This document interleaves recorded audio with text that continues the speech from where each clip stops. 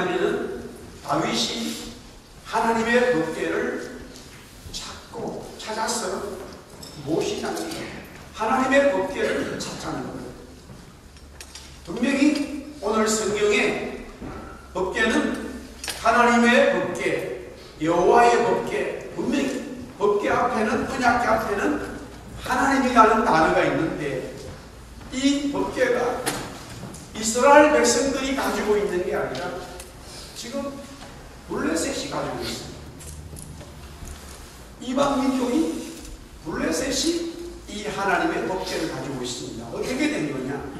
70년 전에 엘리 제사장 아들 둘이 홈리와 비느하스라고 하는 이 제사장인데, 이스라엘 백성이 블레셋과 전쟁을 하게 됩니다. 그런데 가만히 보니까 도저히 블레셋을 이길 수 없게 되는 거예요. 이스라엘이 블레셋과 전쟁을 하는데 이길 수 없다는 판단이 서니까 홈리와 비느하스가 이 하나님의 법궤를, 성소에 있었던 하나님의 법궤를 가지고 와가지고 이 법궤를 앞에다 메고 전쟁에 나가게 되는 거예요. 그러면 내용이 뭐냐면은, 역사적으로 보니까 하나님의 법궤를 메고 나가면은 전쟁에 승리를 했단 말이에요. 그래서 홈리와 비느하스가 하나님의 법궤를 메고 나갔는데 전쟁에 실패했어요. 전쟁에 졌을 뿐만이 아니라 홈리와 비느하스, 엘리, 그 모든 가족들, 그러면서 특별히 이 전쟁에 실제적으로 싸웠던 사울과 그의 모든 식구들이 이제 죽게 되는 이런 일이 벌어집니다.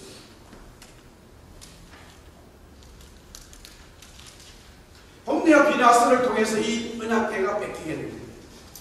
그리고 나서부터는 이 블레셋 사람들이 이 언약궤를 하나님께서 이스라엘 백성들이 섬기는 하나님의 어떤 임재를 얘기하는 건데, 자기들이 빼앗아 버렸어요.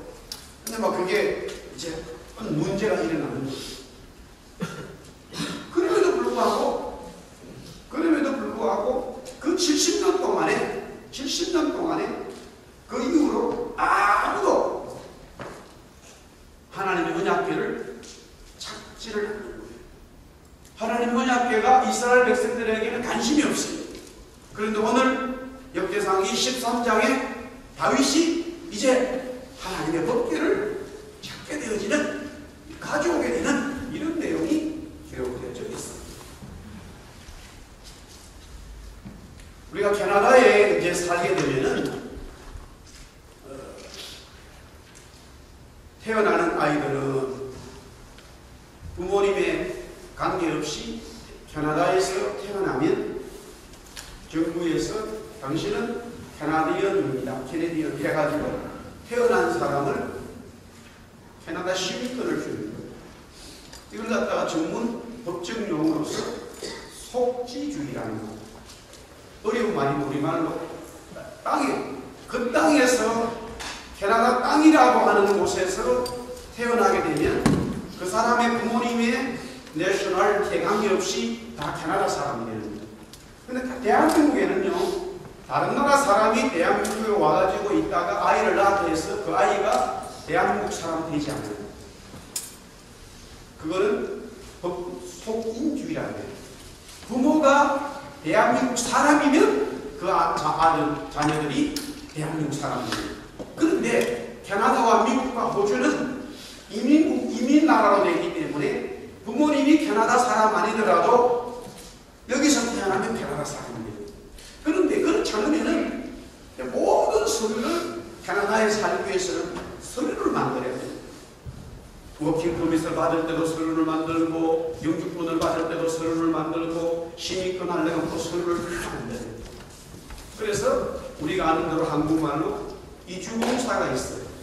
그런데 실제적으로는 개인적으로 다 그냥 캐나다 이민국에 서류를 만들어서 보내면 다 돼요. 근데 문제는 뭐냐면 내가 그런 이민법에 대해서 전문적인 지식이 없어요. 그러다 보니까 실수를 많이 하죠. 목사님도 처음에 영주권을 신청할 때 일일이 웹사이트 찾아가지고 전부 다 제가 만들었어요. 그러다 보니까 이 변호사가 된 거예요. 모르는 점을 찾아가면서 이게 뭐가 해가지고 그래도 막 보내면 다시 뒷받고 와가지고 또 보내면 뒷받고 보내면 뭐가 잘못됐다. 그런 어떤 시간들이 있었어요. 그런데 이주공사에서는 법적으로 그런 일을 할 수 있는 자격을 얻었지만은 우리가 말하는 변호사는 아니에요. 그래서 서류를 만들면요, 자기들이 만약에 영주권이든 목주권 자기들 나름대로 서류를 만들면 이 서류의 내용을 밖으로 공개를 안 해요. 왜? 자기들의 노하우가 담겨있기 때문에 그거를 누구한테 주겠어요? 그리고 당사자한테도 그거를 주지를 않아요. 자기들이 알아서 서류가 나중에 결과가 나오면 통보해 주는 거예요. 그런데 제가 아는 변호사는 다 서류를 만들어가지고 본인에게도 항상 합부를 줘요. 복사해도 주고 이메일도 보내줘가지고 있어요. 거기 보면은 영주권 할 때에 서류를 만든 거를 그대로 하나 줘요. 그러니까 예를 들어서 내가 영주권 한다고 하면 그 서류를 딱 가져와가지고 이름만 바꾸면 기가 막힌 소리가 나는 거예요. 근데 왜 변호사는 그렇게 하느냐? 이유는 딱 하나예요.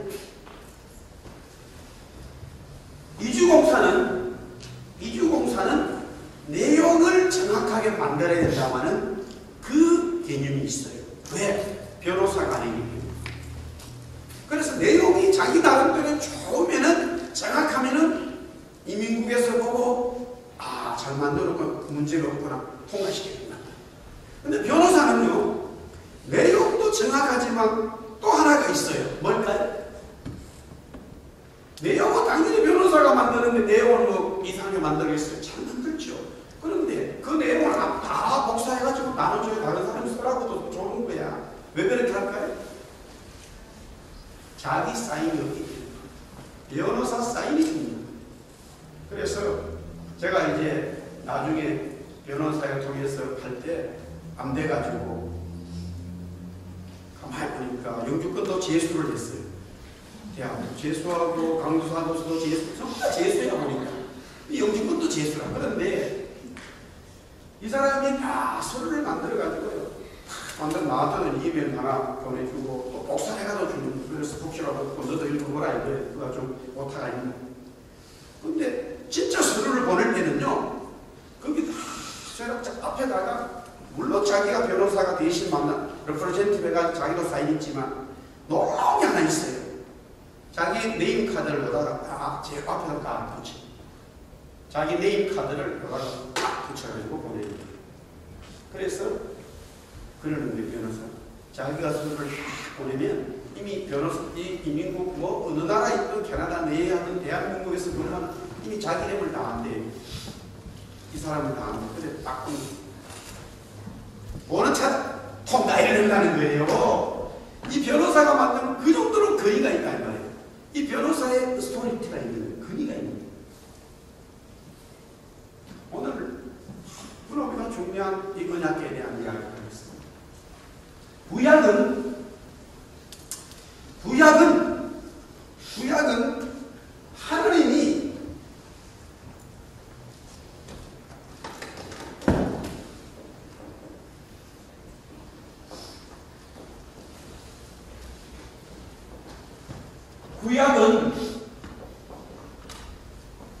올드 테스트먼트는 하나님이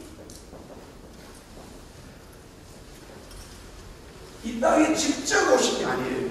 하나님이 저 구약과 신약의 차이는 뭐냐면 다른 거 아무것도 없어요. 우리가 말하는 성경의 올드 테스트먼트, 뉴 테스트먼트의 그거는 하나님께서 예수님을 구약은 의욕으로, 신약은 실제로. 구약에는 예수님을 어떤 모형 모델로만 보여준 거예요. 모델하우스예요. 진짜 아니에요. 모델하우스는 집을 질 때 모델하우스 진짜 그 집이 아니에요. 나중에 이렇게 집 집을 짓는다는 거예요. 그것만 보여주는 거예요. 신약은 실제로 그 예수님이 오신 거예요. 요 차이밖에 없는 거예요.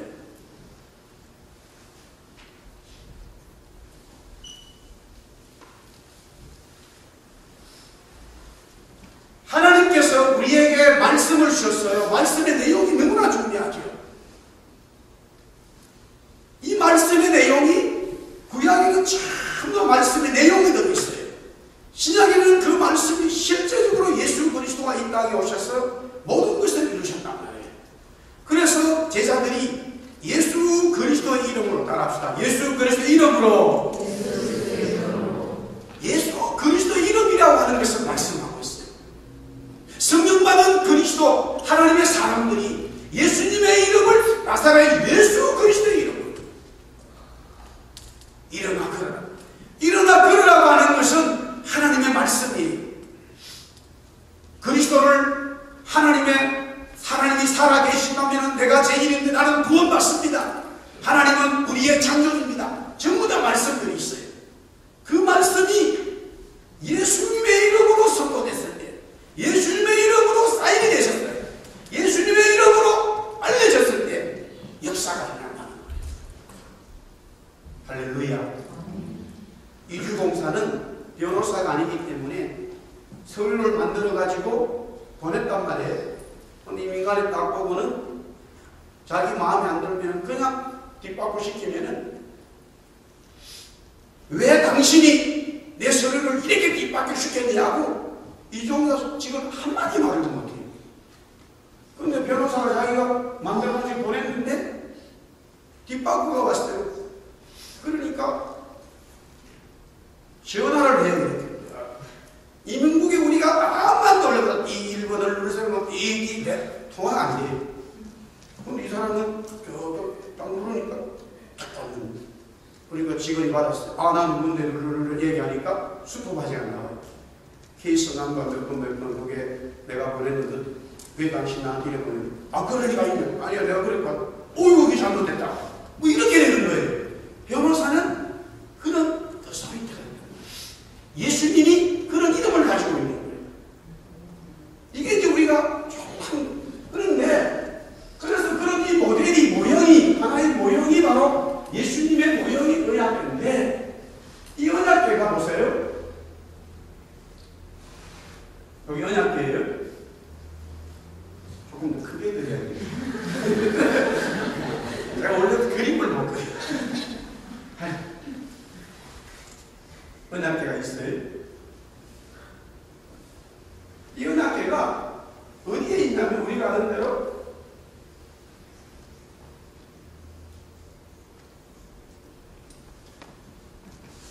성막에 있어요. 성막.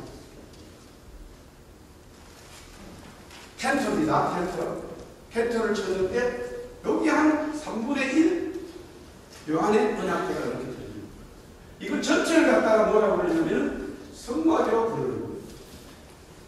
그럼 이 성막도 결국에는 누구를 말하고 있냐면 예수님을 말하고 있어요. 그런데 이 언약궤가 당연히 다시 성막의 중심 제일 안쪽에 여기가 지성소라고 해요. 지성소라고 그러는데 이 지성소 안에는 안에 언약궤가 들어있는데 대제사장이 1년에 한 번씩 들어가요. 구약의 얘기예요. 근데 언약궤 안에는 뭐가 들었느냐? 네, 우리 학생들 언약궤 안에 뭐가 들었을까? 예, 빵이 들었어요. 맥도날드 빵. 빵이 뭐냐면 만나죠. 만나가 들어있어요. 그 다음에 또 뭐가 들었을까? 네, 십계명이 돌이 들어있어요. 그물 보기를 돌같이 하라 해가지고 계명이 들어있어요. 또 뭐가 들어있어요? 네, 지팡이가 들어있어요. 쓸데없는 지팡이가 하나 들어있어요. 아론이 있어요. 사실 모세와 아론이 같이 있어요.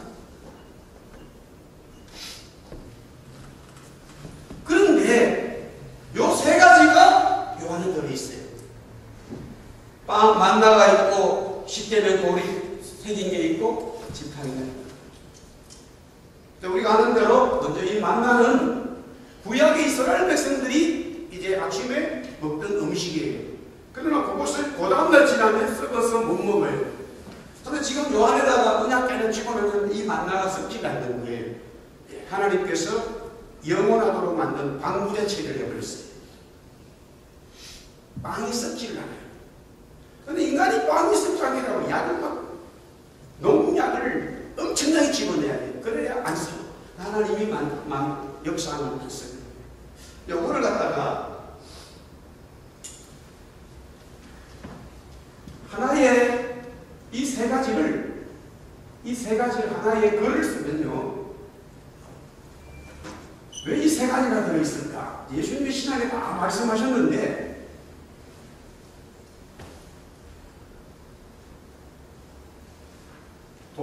돌에 새기 십계명의 말씀을 돌에 따라서 돌에 새기 십계명의 말씀을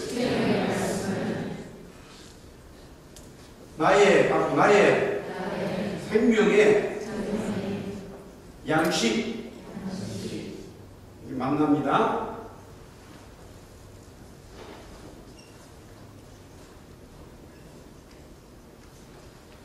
나의 돌에 새긴 십계명의 말씀을 내 생명의 양식으로 먹을 때, 내 생명의 양식으로 먹을 때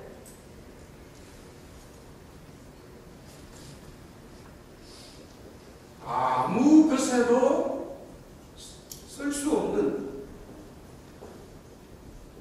지팡이에 상식이 복잡합니다. 기적이 되는 성령님의 역사가 일어납니다. 할렐루야. 왜냐하면 요 지팡이에 싹이 나버렸어요. 지팡이가 살아가지고 잎이 쫙 나버렸어요. 나무는 반드시 땅에 있어야 싹이 나고, 또 땅에 있다 하더라도 그 나무가 이 스킨 다 말라버린 나무 막대기는, 지팡이는 아무리 땅에 꽂아놔도 싹이 나질 않아요. 그런데 땅에 꽂지도 않은 이 나무 지팡이에 살아났어요. 싹이 나고 있어요. 사람이 할 수 없는 거예요. 돌에 새긴 십계명의 말씀을 내 생명의 양식으로 만나러 먹을 때, 양식으로 먹을 때 내가 아무것도 쓸 수 없는 나에게 성령님의 기적 같은 역사가 일어납니다. 할렐루야. 근데 가만히 보면 다 말씀과 만나와 이 지팡이에 기적이 싹이 나는 것을 예수님을 가르치고 있다. 예수님을 가르치고 있어. 예수님. 전부 다 예수님. 그러니까 그 이야기는 모델로 예수님이 이렇게 올 것입니다. 이렇게 역사할 것입니다. 예수님은 이런 분입니다. 예수님은 이렇게 나타납니다. 라고 계속적으로 모델적으로 말씀을 하는 거예요. 그리고는 신약에 직접 하나님께서 이제 예수님을 이 땅에 보내셔서 우리로 하여금 구원의 역사를 이루게 했다. 따라서 언약궤를 모시자. 그럼 다시 성경적으로 이거를 다시 해석을 하면은 빵과 언약궤 속에 빵이 들어있고 만납니다. 그 다음에 십계명이 있고, 그 다음에 지팡이가 싹이 난다. 다 살아있다고 하는 살아있음을 설명하고 있습니다. 이것을 한마디로 정리하면 얘기하는데 예수님은 말 그대로 예수라고 하는 것과 임마누엘이라고 하는 것으로 구별이 됩니다. 이 예수라고 하는 것은 구원자를 말하고 임마누엘은 동행자를 말합니다.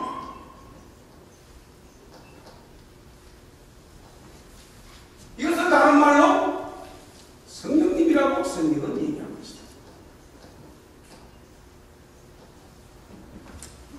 오늘 시편의 말씀에 다윗이 이런저런 얘기를 하다가 이런 얘기를 합니다. 변하지 않는다는 말이에요.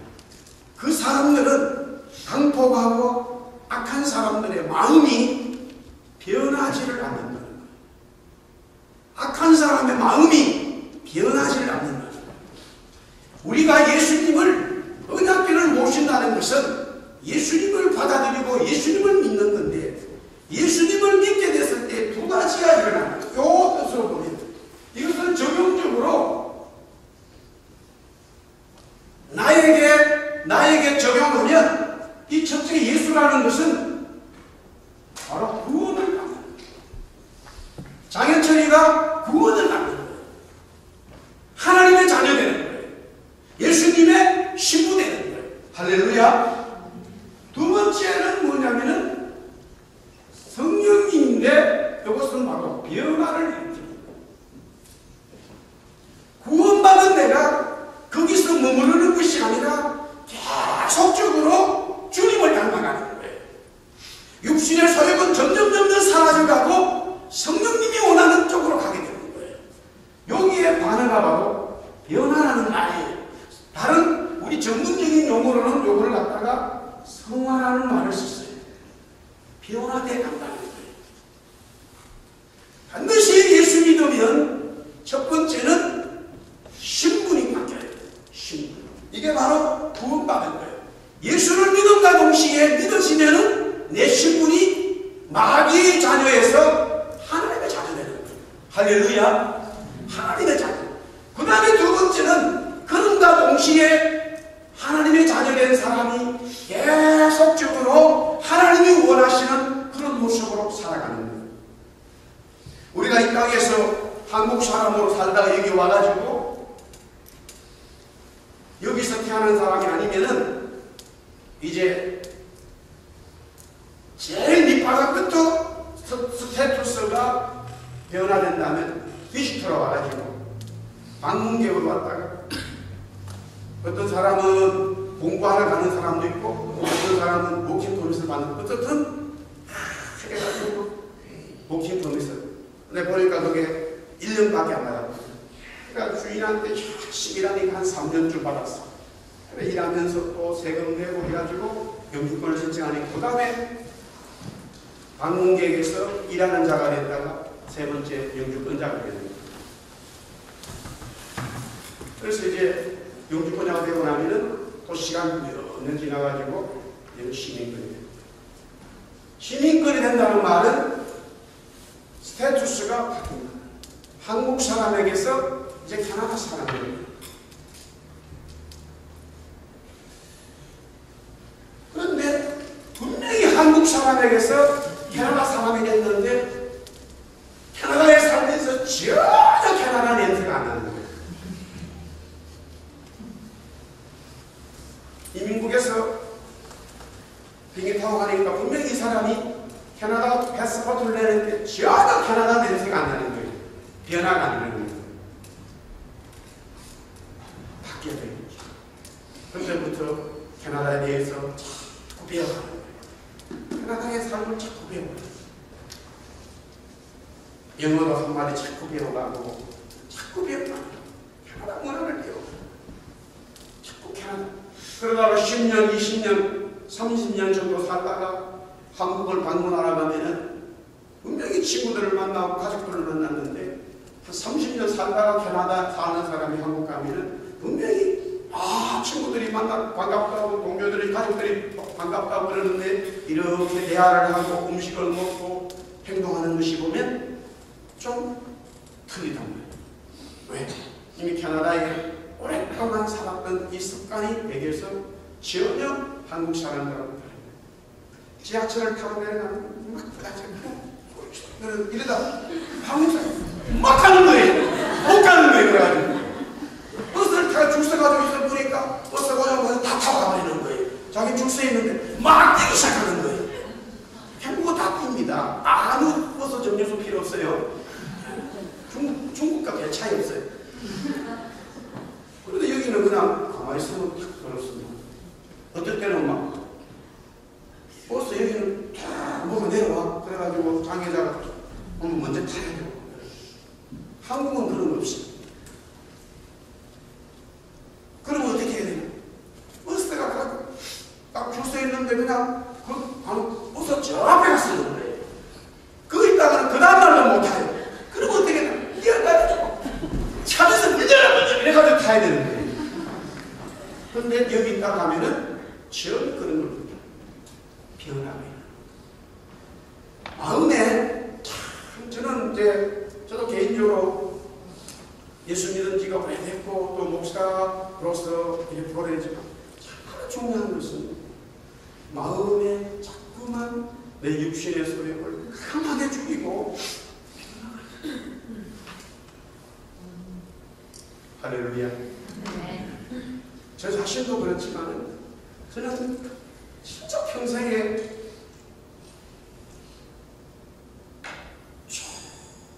이렇게 신앙하는 보면 변화되지 않는 사람이 하나님의 은혜의 자리에서 자꾸 멀어져요.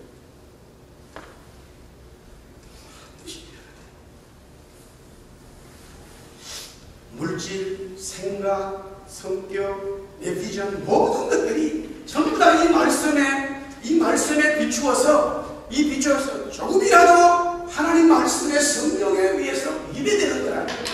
가감하게 나를 접는 거예요. 가감하게 나를 꺾여버리는 거예요. 그래서 자꾸만 성령님이 원하시는 대로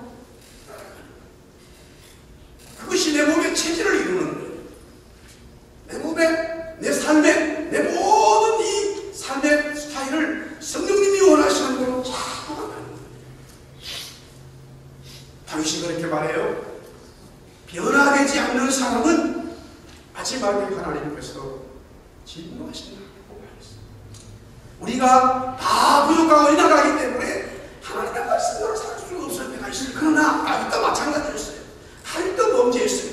그렇지만은 다윗이 하나님 앞에 큰 은혜를 받고 하나님 앞에 쓰임받은 것은 그런 하나님의 마음에 섭섭한 것들이 들어서 깨달아지면은 가감하게 하나님 앞에 기도하고 자기의 모든 것들을 내려놓는 그와 같은 삶을 보여줘요.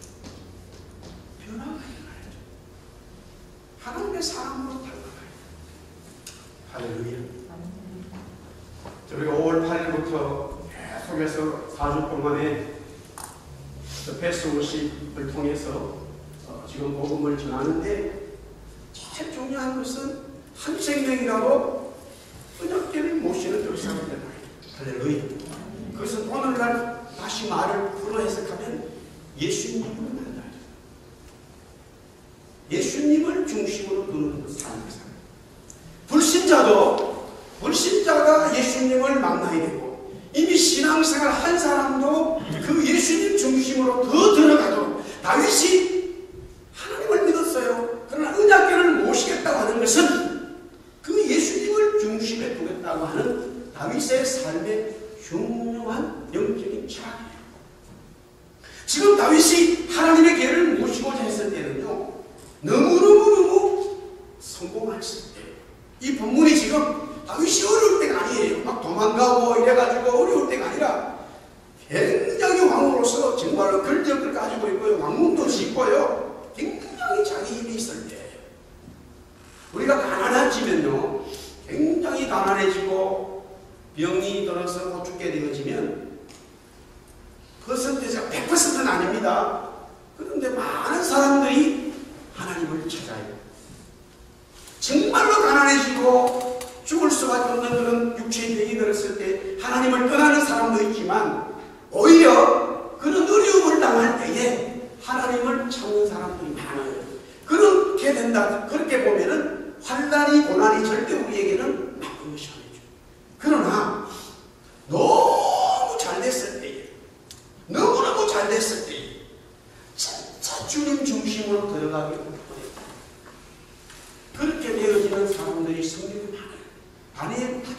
마찬가지였어요. 아브라함, 이삭 마찬가지였어요. 요셉 마찬가지였어요. 너무 성공한 사람들이에요. 그런데도 불구하고 그들은 끝까지 하나님 중심의 삶을 살았어요. 하나님은 우리에게 지금 이 마지막 때에 하나님께서 우리 각자 분야에 큰 은혜를 주시고자 하죠. 그 은혜를 받는 사람들이 문제는 뭐냐면 하나님의 마음을 섭섭하냐. 불신자들이 하나님을 모르는 사람들은 이 세상에 돈을 다 가져가 하나님 좋아하지 않아요. 하나님 믿는 사람들이 큰 물질을 가지고 하나님 앞에 큰 영광 돌리기를 원하시는 거예요. 할렐루야. 근데 문제는 뭐냐면 그렇게 복을 주면은 어렵고 가난할 때는 하나님 앞에 기도하다가 점점 물질이 많아지고 너무 어마어마한 물질의 부자가 되면 하나님 떠나게 되는 거예요. 차라리 하나님 우리를 너무 잘하시는 거예요. 그럼에도 불구하고 이 다윗은 굉장히 잘 됐을 때에 그때에 다시 한번 하나님 중심 예수님을 모시는 그와 같은 결정을 하게 됩니다. 할렐루야.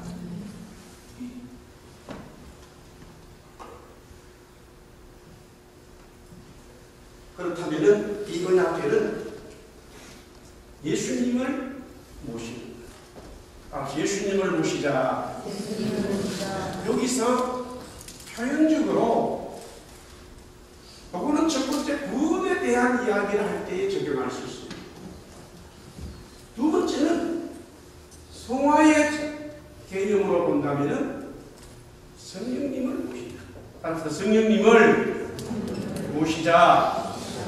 그러면 물론 성령님이 우리 속에 계시지요. 예수 믿는 사람들은 다 우리 속에 성령님이 계시죠. 여기서 모신다는 개념은 뭐냐면 성령님을 중심으로 산다는 거예요. 다윗이 하나님을 경배했지요. 하나님 없는 거 아니에요.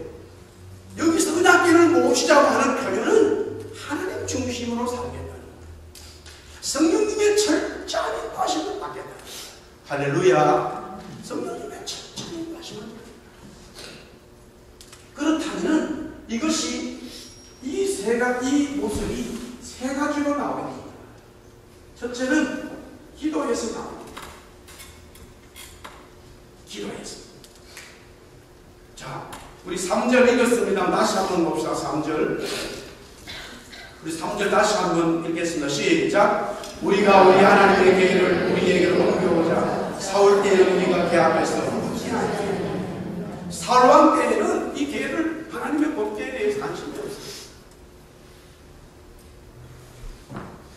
예수님을 정말로 모신 저와 여러분, 성령님을 정말로 모시고 그분의 중심으로 살아가게 되어지면 점점 무엇이 발전되느냐, 무엇이 강력하게 나타나느냐, 기도의 모습이 더 강해지고. 할렐루야. 내가 예수님 모시고 성령님 모시고 산다고 하면서 기도 안 하면은 그거는 성령님 모시는 게 아니에요. 정말로 성령님을 모시고 내 삶의 중심에 내 모든 삶의 여정을 성령님이 인도하시도록 이제는 예수님이 주인 되도록 하기 위한다면은 모든 일을 그분 앞에 묻게 되어집니다.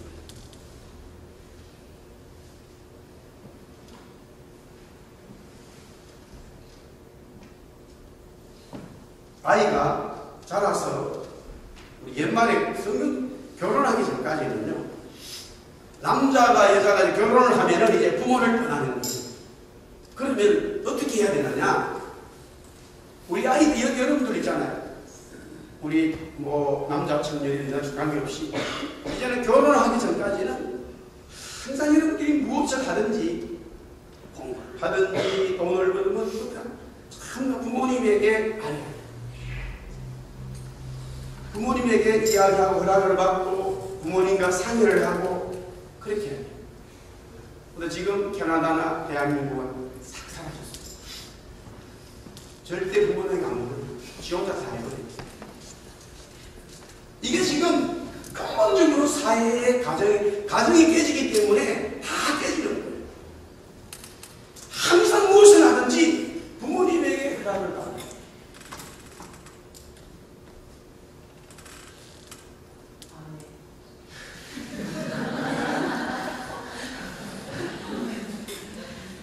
부모님에게 허락을 받아요.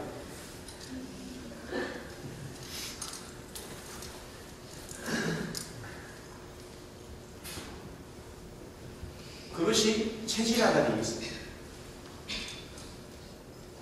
항상 부모님에게 허락을 받아요. 그런데 이제 부모님들은 또 무조건 반대하잖아요. 그래 하면 안 되지만 어쨌든 부모님들 하다가. 그런데 그 다음에 두 번째는 결혼을 하게 되면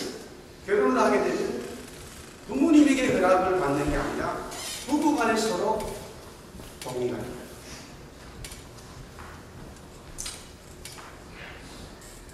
지금 가정에 보면은 이 원리, 성경의 기본적인 원리가 하나님과 우리의 관계인데 그것이 현실적으로 적용되어서 살아가는 이 가정 생활을 이게 안 되기 때문에 다 깨지게 됩니다.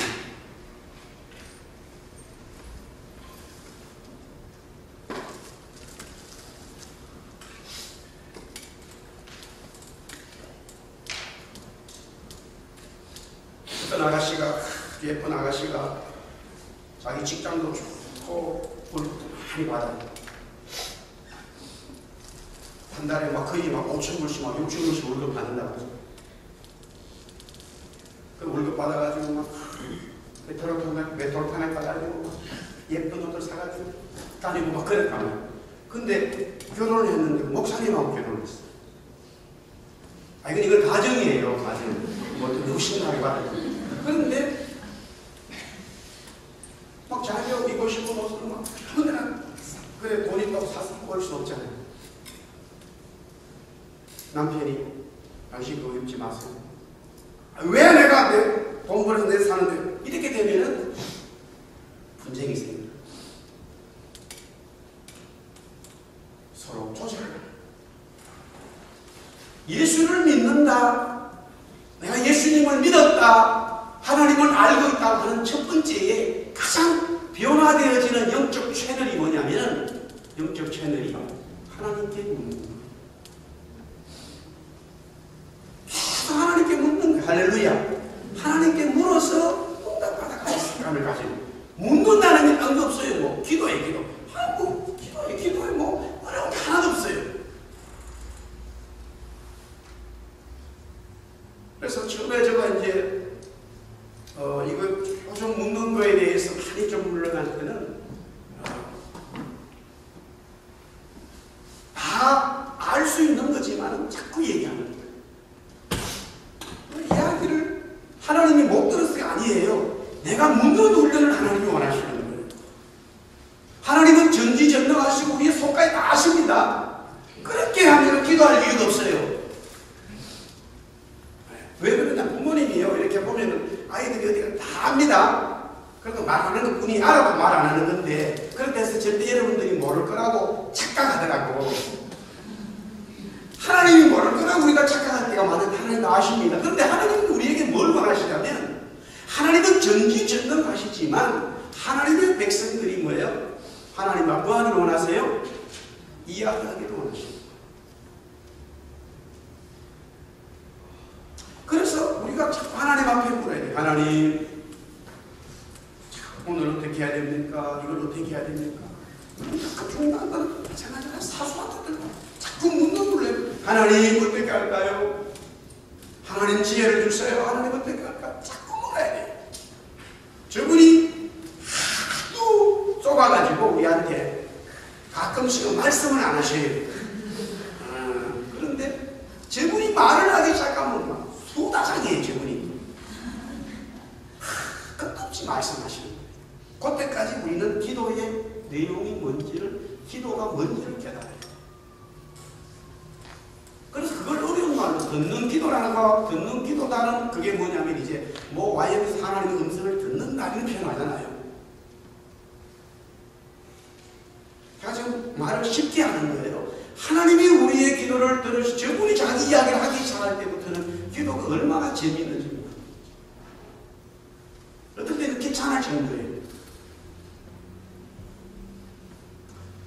어쨌든 다윗이 하나님의 법궤를 모시고 하나님 앞에 했던 첫 번째는 사울한테는 하나님의 법궤 앞에서 묻지 않았다는 거예요. 기도하지 않는다는 거예요. 항상 기도하고 항상 기도. 따라합시다. 기도로 풀어가자. 기도로 믿습니다.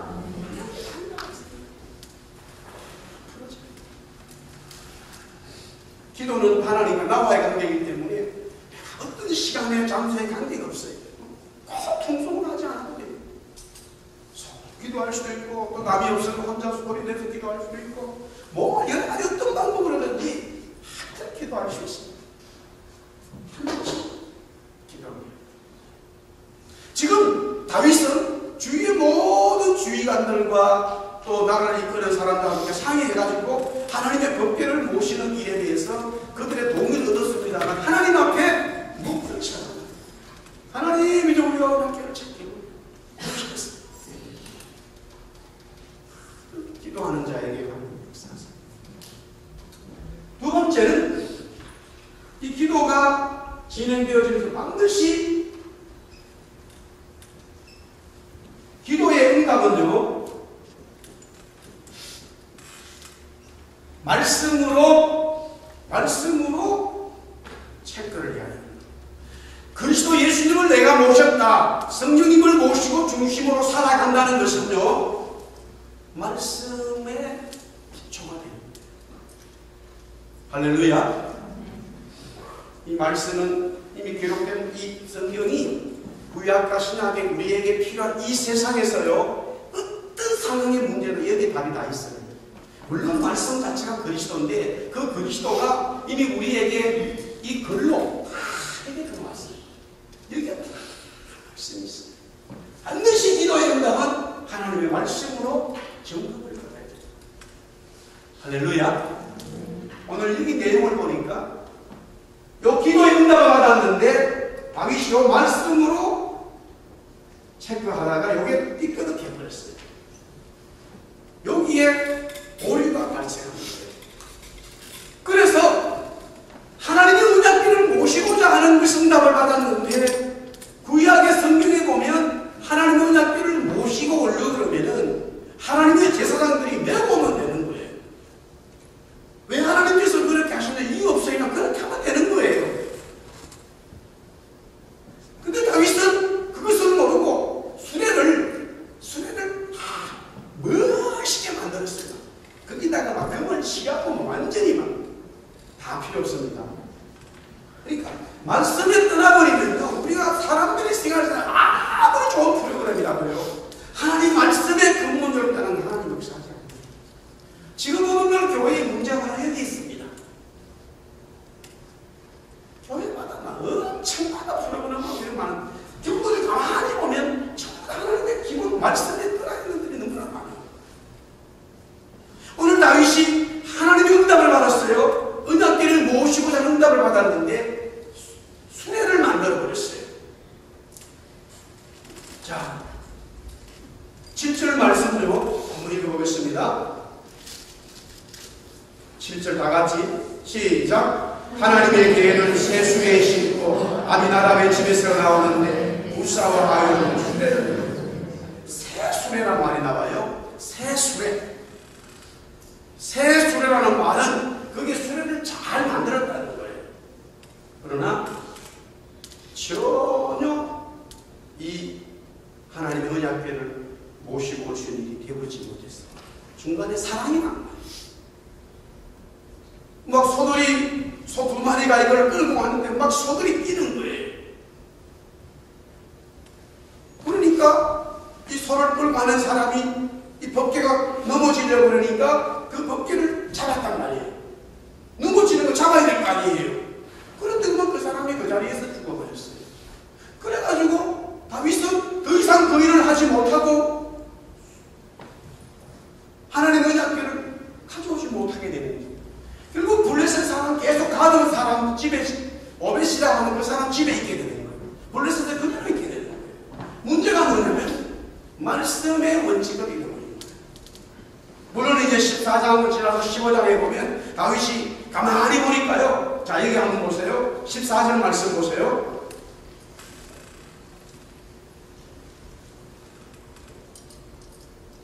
자, 읽어볼까? 시작. 하나님의 궤가 오베드돔의 집에서 그의 가족과 함께 석 달을 있습니다. 여호와께서 오베드돔의 집과 그의 모든 소유에 복을 내리시고, 다윗이 다 보고 있는 거예요.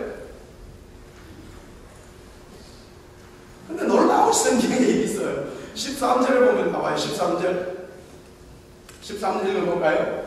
자, 다같이 시작. 다윗이 개를 옮겨 자기가 있는 다윗성으로 메어들이지 못하고 그 대신 가드 사람 오베데돔 집으로 메어갔다. 누군가가 메어갔어요. 아무 일 없는 거예요. 그 메어가면 되는데 그렇게 갖지 못하는 거예요.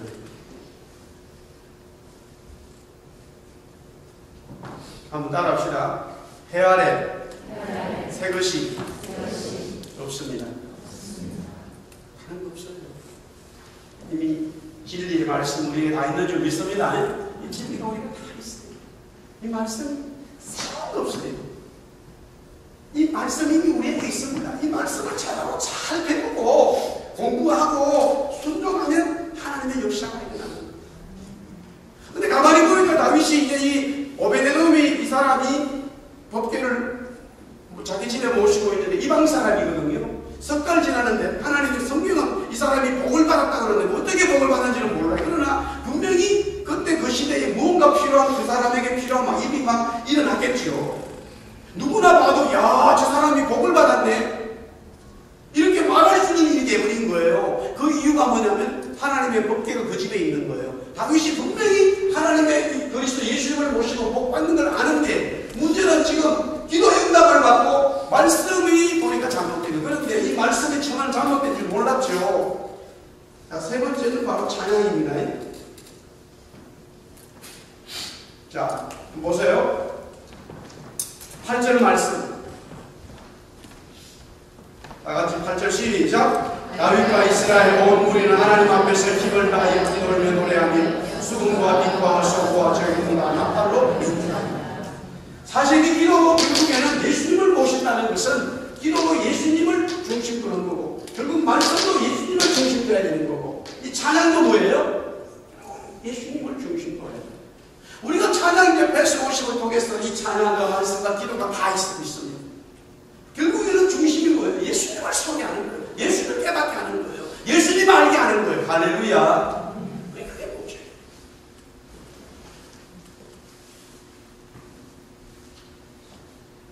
찬양에 아무 문제가 없었어요. 다윗이 원래 찬양을 잘하는 사람이고 찬양에 너무나 관심이 많았기 때문에 이스라엘에게 이 레위 지파의 찬양 잘하는 많은 사람 다 모집했어요. 너무나 잘했어요. 근데 문제는 뭐냐면 이 말씀이 하나가 잘못돼 버리니까 기도와 찬양이 문제 없었지만은 이 말씀 문제로 인해 가지고 하나님의 법궤를 모시지 못하는 이런 좋지 않은 일이 된 거예요. 이 세 가지 다 맞아 떨어져야 되는 거예요. 한마디로 이게 전부 다 뭐냐면 예수님을 중심으로 해요. 예수님. 예수님 중심이에요.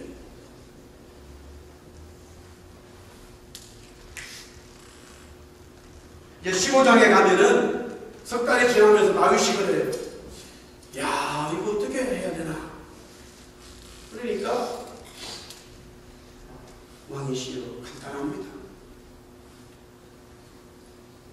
성경에 제사장이 메고 오라고 그랬는데 야, 이면 그리고 빨리 얘기하지 왜 지금 이렇게 된 거예요. 내가 세수를 만들 때 막 검 가져와가지고 박아놓으면 막 그때 그 왕이 그렇게 만들고 그렇게 얘기해야지. 요 얘기는 없어요. 없는데 그거는 그렇게 될 수 있다 이야기지. 그래서 제사장이 메고 오니까 아무 일 없는 하나님이 엄청 복을 줘요.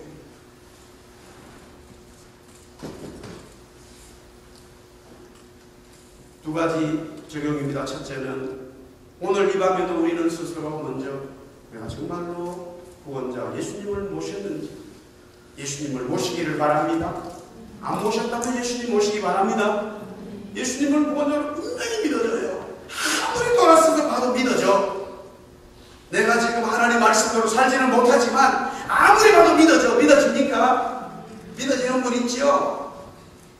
저도 돌아서 보니까 믿어지더라고요. 그런데 두 번째, 반드시 그렇게 되어진다면 성령님은 내 삶의 중심, 내 마음 중심에 성령님을 모셔야 돼요. 할렐루야. 그래서 그분이 원하는 대로 자꾸만 따라가요.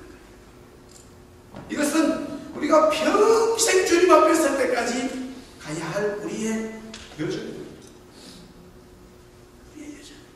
또 어느 정도 훈련이 됐다 싶은데 보면 또 더 큰 어떤 고난과 하단이 와서 나를 또 확 뒤집어놓는 거예요. 그 시험에 합격을 하면 좋은데 그렇지 못하는데 우리 삶을 파괴합니다. 저도 마찬가지예요. 그럴 때마다 성령님 앞에 묻고 다시 말씀으로 점검하고 또 찬양. 하나님, 자, 기도라는 게 보세요. 주님, 하나님, 제가 이런 또 말씀, 하나님이 원하시는 삶을 살지 못했습니다 하면서 하나님 앞에 기도합니다. 그러니까 막 기도하니까 하나님께서 힘을 있어 말씀을 주시는 거예요. 사랑하는 아들아, 이 말씀을 내가 너의 죄를 영원히 속죄하여 주었다. 네 죄를 독에서 새 먹은 것까지 버려버렸다. 네 죄를 양털처럼 시켜 만들어 주었다. 너는 내 아들이다. 할렐루야. 기도하니까 막 그 말씀이 있는 거예요. 그러니까 감사해가지고 할렐루야 또 찬양하는 거예요. 그렇잖아요. 그래서 성령님 앞에 또 다시 한 말씀으로 바람 부고 해서 말씀으로 살아갈 수 있도록 또 기도합니다. 오늘 이번에 우리가 5월 8일부터 시작되어지는 배수 50에 정말 한 생명이라도 예수님이 선포되어지고 그분을 만나는 역사가 우리 교회를 통해서 일어날 수 있도록 우리 함께 기도하고 이 일을 준비하고 실행해야 될 줄 믿습니다. 두 번째는 뭐냐면 예수님 만난 사람이 또 왔다면 그 사람이 성령님을 다시 만나서 성령의 은혜를 받고 충만을 받아서 이제 하나님의 사람으로 살아갈 수 있는 그와 같은 은혜가 있다. 아니 우리 교회 오늘 이 말씀은 저와 여러분 우리 모두에게도 동일한 은혜가 있어야 될 줄 믿습니다. 주님 모실 날이 얼마 남지 않았습니다. 할렐루야. 주님 모실 날이 얼마 남지 않았습니다. 주님 모실 날이 얼마 남지 않았습니다. 마태복음 24장, 25장이 이제 24장이 큰 여러 가지 내용들이 많습니다만 이 세 가지가 제일 눈에 들어오는데 그 중에 하나가 이루어진 거예요. 하나는 제가 개인적으로 해석하는 건 하나는 천국 복음이 온 땅에 온 열방과 민족이 온 땅에 전도돼야 그때 온단 말이에요. 아직까지 그 진행 중이에요. 다음에 두 번째, 그러면서 바로 예수님이 뭐라고 얘기하냐면은 그 이야기를 하시면서 두 번째는 하나님의 성전에 가득한 것이 있거든 하고 그 이야기를 다니엘의 이야기죠. 지금 요것이 남아있어요. 그런데 그 이야기를 한참 하시고는 그 다음에 세 번째 중요한 많은 이야기들이 있어요. 정말 전쟁도 있고 기근도 있고 얼마나 많은 것을 적그리스도도 있고 별건 아니지만은 딱 세 가지가 천국 복음이 온 열방과 땅에 전거되는 것 하나 이게 진행 중입니다. 그 다음에 가장 것이 들어서는 이거 아직 진행 중입니다. 아직까지 안 들어섰어요. 어떤 나라, 어떤 민족, 어떤 개인에게는 있었지만은 이 지구상에 전체적으로 없는 거예요. 지금 대한민국이나 캐나다나 미국이나 북한이나 전 세계적으로 어느 한 시점에 이런 일이 반드시 일어나요. 반드시 일어나요. 그때는 낙엽이 바람이 불어서 낙엽이 떨어지듯이요. 그냥 떨어져라. 가짜는 원래부터 가짜이기 때문에 한국에는 교회 안에 있는 가짜들이 이제는 자기 본색을 표현해요. 사실 천국 가면 놀랄 일이 너무나 많지. 아니 저 장로님이, 저 권사님이, 저 목사님이 떠잖아요. 우리 민족 다 경험했습니다. 그냥 칼날이 돌아버리거든요. 바로바로 이제 그 색깔이 드러나요. 빨간 건지 노란 건지 바로바로 드러나요. 탁탁탁탁 드러나요. 이 바이러스 체크가 지나가면요. 착착착착 그냥 옷이 팍 들어가요. 반드시 저는 기도하는 게 있어요. 우리 교회는 그런 환란이 오더라고 주님을 나는 저 가능한 것에 견딜 수 없다. 죽으면 죽으리라. 주님만 사랑합니다. 주님만 섬기겠습니다. 할렐루야. 이 교회를 쫙. 그 다음에 세 번째 이게 이미 이루어졌어요. 무슨 하나까지가 다시 잡힌다. 물론 이것도 이제 영적으로 두 가지가 있지만 이스라엘 나라가 나라 찾은 거예요. 이거는요. 학자들이 전부 다 깜짝 놀란 거예요. 아무도 1945년 이전에는요. 절대 그런 일이 없다고 생각하는 거예요. 이스라엘이 나라를 찾을 거라고 아무도 주님이 예언하기를 무성한 무화과 나무에 갇히고 하필다는 이게 바로 이스라엘을 뜻하고. 그런데 1945년도에 문화를 찾아버렸어. 온 세계가 깜짝 놀랐어요. 지금도 그 싸움은 이 팔레스타인 사람들 이거 우리 땅이하고 막 계속 싸우잖아요. 그러나 보세요. 그 2000년 동안 보냈다는 자기들이 돌아가가지고 우리 선조들이 살던 땅이에요. 그러면 우리 대한민국이 지금 중국 땅 반이 우리 땅이겠죠. 일본도 전부 다 대한민국 땅이고, 독도는 뭐 그런 일본이 다 우리나라 땅이고, 전부 만주부터 시작해 중국 반이 대한민국 땅이에요. 알았어요? 2000년 전에 이야기하니까 우리 민족이 막 그때 말 타고 다 내 땅이라고 그랬어요. 우리 민족 선조들이. 그럼 누가 그 동의하겠어요? 독도 있잖아요. 독도 돌밖에 없다니까. 돌 2개밖에 없다니까. 그거 지금 일본이 자기 땅이라고 주장하는데 누가 그 받아? 그만큼 어려운 거예요. 그 사람 살 수 있는 땅 아니에요. 독도에 돌 2밖에 없어. 돌 아무것도 없어. 그래가지고 군인이 지키고 있다고 돌 꼭대기에서. 그게 독도야. 사람 살지는 않아요. 근데 사람이 멀쩡히 사는 땅에 와 2000년에 자기 땅이라고 그러니까 그 사는 사람 보고 당신 주인입니다. 사세요. 그런 사람이 누가 있어요? 없지. 그런데 그게 현실적으로. 그래서 지금 나오는 제가 말씀드린 2가지밖에 없어요. 하나는 성전에 가정을 지켰어요. 그 다음에 또 하나는 온 열방의 민족의 복음이 진행돼요. 지금 학자들이 말하죠. 여러분들 성경 교육을 받았습니다만 지금 상당히 많은 분들이 이제 복음이 지나가고 있어요.